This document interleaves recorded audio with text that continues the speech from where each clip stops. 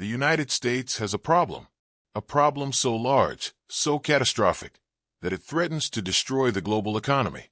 America owes $36 trillion. $36 trillion. That is more than the entire U.S. economy produces in a year, more than the GDP of China and Japan combined, and it is growing by $1 trillion every 100 days. Every 100 days. The U.S. government now spends more on interest payments than on defense.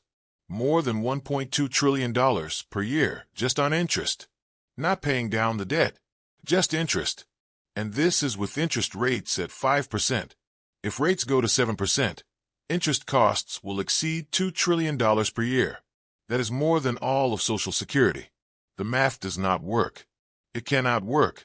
There is no scenario where this ends well. The U.S. government has three options: default on the debt, inflate the debt away, or cut spending massively. All three will destroy the economy, and all three will destroy your savings. This is not a distant problem. This is happening now. The debt bomb is ticking, and it explodes soon. Why does this matter? Because when the U.S. economy collapses, the world economy collapses. The dollar is the global reserve currency. Most international trade is conducted in dollars. Most central banks hold dollars as reserves. If the dollar collapses, global trade collapses. Supply chains break. Currencies hyperinflate. Banks fail. Governments fall. This is not exaggeration. This is what happens when the reserve currency fails. It happened to the British pound in 1945. It will happen to the dollar. The only question is when, and the answer is soon. Probably within the next 5 to 10 years. Let me explain why. First, how did we get here? The U.S. debt was $10 trillion in 2008. It is now $36 trillion. It has more than tripled in 16 years. Why? 3 reasons. 1. The 2008 financial crisis. The government bailed out the banks. It spent $1 trillion on stimulus. The Federal Reserve printed trillions more through quantitative easing. This prevented an immediate collapse, but it added trillions to the debt. 2. COVID-19. The government shut down the economy. Then it sent everyone checks. Trillions of dollars in stimulus. PPP loans. Unemployment benefits. Direct payments. This prevented mass starvation and homelessness, but it added another $5 trillion to the debt. 3. Structural deficits. The U.S. government spends more than it takes in every single year. This is not new. It has been happening for decades. Tax cuts in the 2000s. Wars in Iraq and Afghanistan. Medicare Part D. The Trump tax cuts. Every administration, Republican and Democrat, has added to the debt because cutting spending is politically impossible. Why is cutting spending impossible? Because the U.S. budget is made up of mandatory spending and discretionary spending. Mandatory spending is things the government must pay: Social Security, Medicare, Medicaid, and interest on the debt. This is 70% of the budget. Discretionary spending is everything else: defense, infrastructure, education, science, everything. This is 30%, and half of discretionary spending is defense. So if you want to cut spending significantly, you have to cut Social Security, Medicare, or defense. But Social Security and Medicare are politically untouchable. Old people vote. They will not accept cuts. And defense spending is protected by both parties. Republicans want a strong military. Democrats want to protect defense jobs in their districts. So nobody cuts anything. Instead, they just borrow more. How much more can the U.S. borrow? This is the key question. And the answer is not much. Here is why. The U.S. borrows money by selling Treasury bonds. Investors buy these bonds because they believe the U.S. will pay them back with interest. But if investors lose confidence, they stop buying, or they demand higher interest rates. This is already starting to happen. In 2020, the U.S. could borrow at 1% interest. Today, it borrows at 5%. That is a 400% increase in borrowing costs. And it is making the debt spiral worse. Here is the math. The U.S. currently pays $1.2 trillion per year in interest on $36 trillion in debt. That is an average interest rate of about 3.3%. but new debt is being issued at 5%. As old bonds mature and are replaced with new bonds at higher rates, the average interest rate will rise. If the average rate rises to 5%, interest costs will be $1.8 trillion per year. If it rises to 7%, interest costs will be $2.5 trillion per year. For comparison, the U.S. government collects about $5 trillion per year in taxes. If half of that goes to interest, there is no money left for anything else. What happens when interest costs consume the entire budget? 3 options. Option 1, default. The U.S. government simply says, "We cannot pay." This has never happened before, but it is possible. What happens if the U.S. defaults? Global financial collapse. U.S. Treasury bonds are considered the safest asset in the world. Banks hold them. Pension funds hold them. Foreign governments hold them. China holds $1 trillion. Japan holds $1 trillion. If the U.S. defaults, these assets become worthless. Banks fail. Pensions disappear. Countries lose their reserves. The global financial system, which is built on the assumption that U.S. debt is risk-free, collapses. This would be the worst financial crisis in history. Worse than 2008. Worse than the Great Depression. It would take decades to recover. Option 2, inflate the debt away. The U.S. government prints money to pay the debt.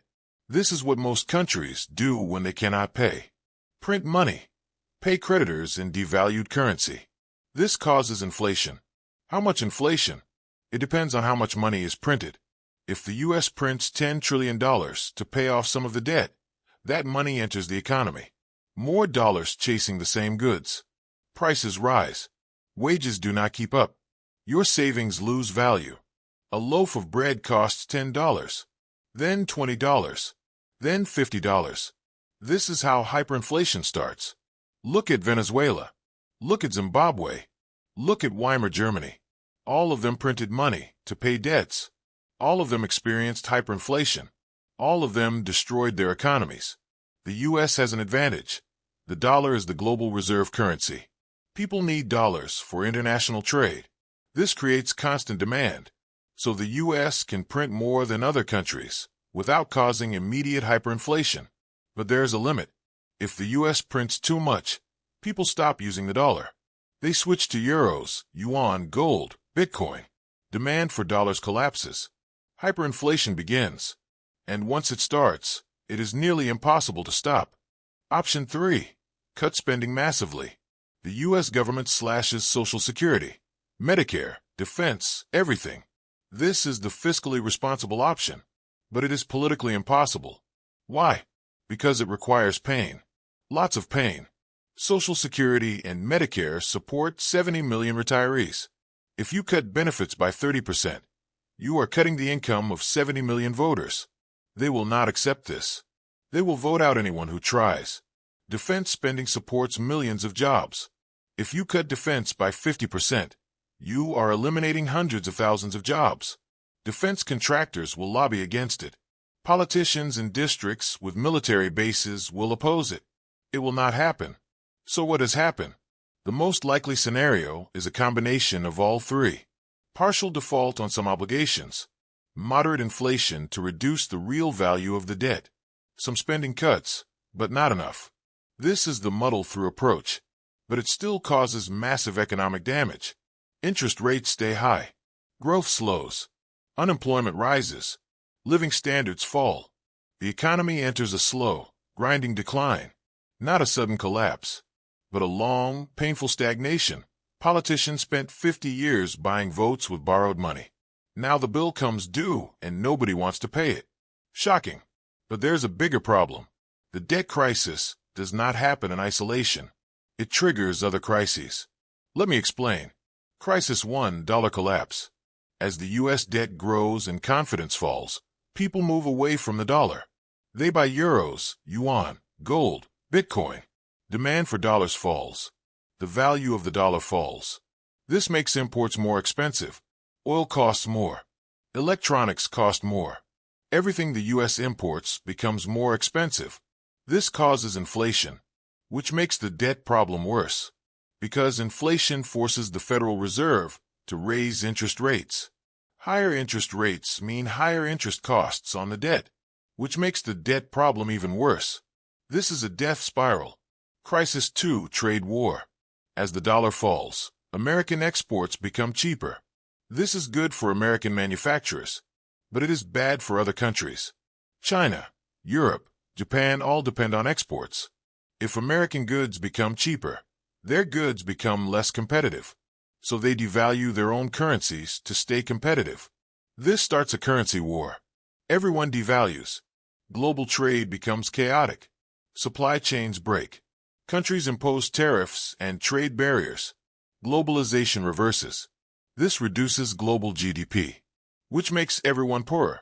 Crisis 3. Geopolitical instability. The U.S. military is funded by debt. If the U.S. cannot borrow, it cannot fund the military. Defense spending gets cut. The U.S. withdraws from global commitments, pulls out of NATO, reduces presence in Asia, stops funding Middle East allies. What happens then? China invades Taiwan. Russia expands in Eastern Europe. Iran destabilizes the Middle East. Regional powers fill the vacuum. Wars break out. The world becomes more dangerous, and the U.S. cannot stop it, because the U.S. is broke. Crisis 4. Social unrest. As the economy declines, people get angry. They blame the government. They blame immigrants. They blame each other. Political polarization increases. Extremism rises. Democracy weakens. Some countries turn authoritarian. We need a strong leader to fix this mess. This is how democracies die. Not with a coup, but with a vote. People choose security over freedom, order over chaos, and they give power to someone who promises to fix everything. But authoritarian leaders do not fix economic crises. They make them worse. They centralize power. They suppress dissent. They start wars to distract from domestic problems. History shows this pattern. Economic crisis leads to political crisis leads to war. So when does this happen? The timeline is hard to predict, but there are warning signs. Sign 1. Interest rates. If U.S. interest rates rise above 7% and stay there, the debt becomes unsustainable. We are currently at 5%.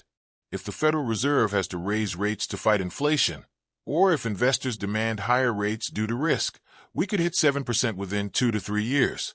Sign 2. Foreign demand for U.S. debt. China and Japan are the largest foreign holders of U.S. debt. If they stop buying, or worse, start selling, the U.S. will have to find new buyers. This will require higher interest rates, which accelerates the crisis.